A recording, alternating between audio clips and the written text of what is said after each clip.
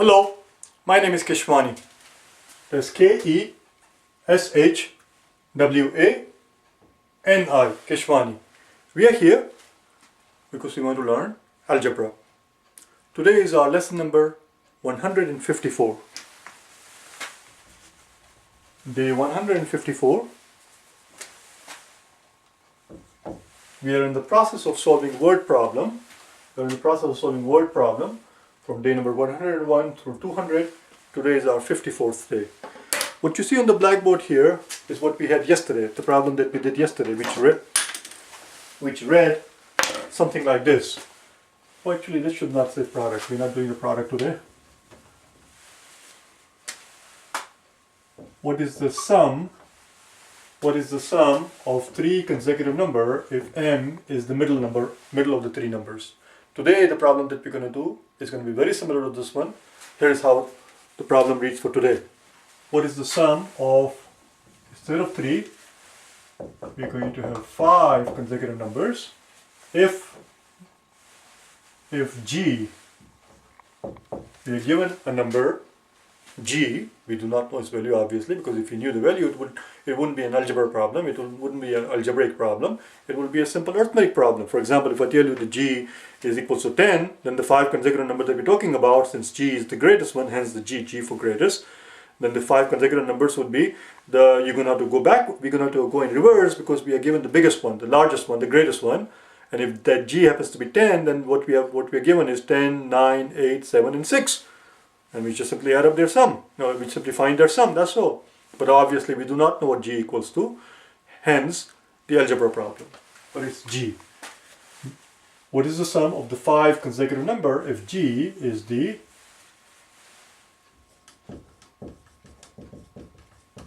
greatest of the 5 numbers? So let's do it together. So g is the greatest. If g is the greatest, let's put it here, g is the greatest, and there are 5 of them, therefore the one that comes before it must be one less than that, because they're consecutive numbers. For example, if g happens to be 7, the one before that must be 6, and then the one before that must be 5, which is 2 less than g minus 2, or 1 less than this guy, g minus 1 it gives you g minus 2. And the one before that is g minus 3, and then one before that is g minus 4. Here we are plugging in 7 for g, just to show you how it goes. So this is 4, this is 3, and so forth. And we just have to find its sum. We just have to find the sum of these 5 numbers, and that's all. That's all there is. Let's do it together.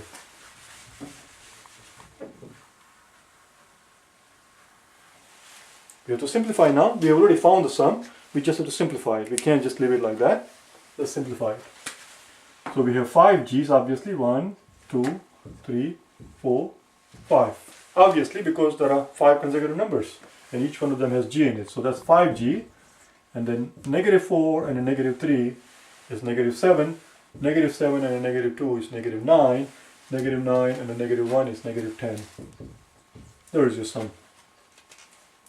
Let's give it a name. Let's call this sum S. Let's call this sum S. We can't leave it like this. We are still not done yet. We can't leave it like this because this is 5g and this is 10. Do they have any common factors? Because if these two terms, these are called terms. This is one term, 5 times g is one term. This is another term. If these two terms have anything in common, at all in common, then that common factor needs to be taken out. That's why it's called common factor. It has to be shown as a common factor. That 10 can be written as 5g comes down, and this 10 can be written as 5 times 2. So here we have 5 times g, and here we have 5 times 2.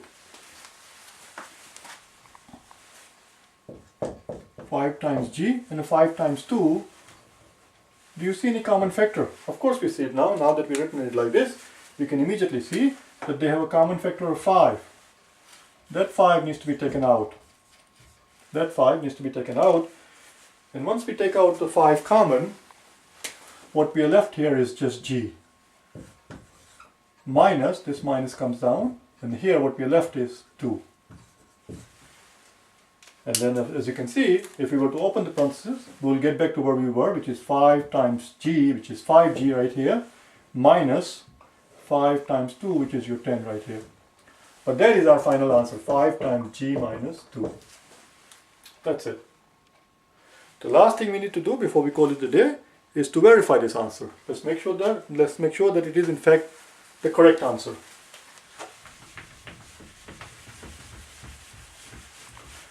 Let's plug in the value for g and see what we get for the answer. Let's plug in 3 for g. If you plug in 3 for g, then the 5 numbers that we're dealing with, if you plug in 3 for g, since g is the greatest number, the one before that, I'm writing in reverse order, but I'm going in this way. But if it makes it easier for you, here's the 3. We're plugging in 3 for g, which is our greatest one. The one before that is going to be 2, the one before that is going to be 1, the one before that is going to be 0, and the one before that is going to be negative 1. These are the 5 numbers. Let's see what their sum is. Let's see what their sum is. Here I see a negative 1 and a positive 1. Negative 1 and positive 1 cancel out. So basically the sum is 2 plus 3. The sum of the 5 consecutive number, okay, listen carefully. The sum of the 5 consecutive number where 3 is the greatest of those 5 numbers happens to be exactly 5. Let's see if this answer gives us the answer of 5. It better give us 5. It better gives us 5 because that's the answer. If g happens to be 3. Let's put in 3 for g in here and see what happens. 5 times 3 minus 2. How much is 3 minus 2? 3 minus 2 is 1. And 1 times 5 is 5. What do you know? It does give us this right. It does give us the answer, the same answer that our arithmetic gave us, which tells us that this expression is the right expression. It is the right answer. 5 times g minus 2 is the answer. Alright? Another way we could have found the sum, we did it horizontally. When we found the sum. We could have done it vertically, like this. G is the greatest one, the one before that is g minus 1, the one before that is going to be g minus 2, the one before that g minus 3, and then g minus 4.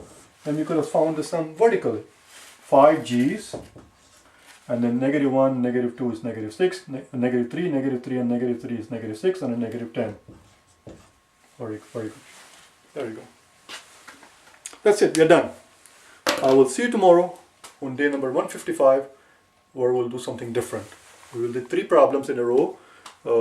We started out with the first scenario where we had 3 consecutive numbers where what we were given was the least number.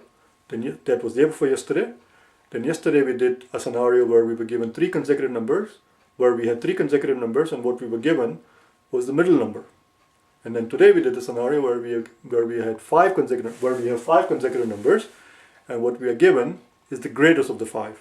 We're done with it. Tomorrow we're going to start something new, something different. Alright, I'll see you then. Bye now.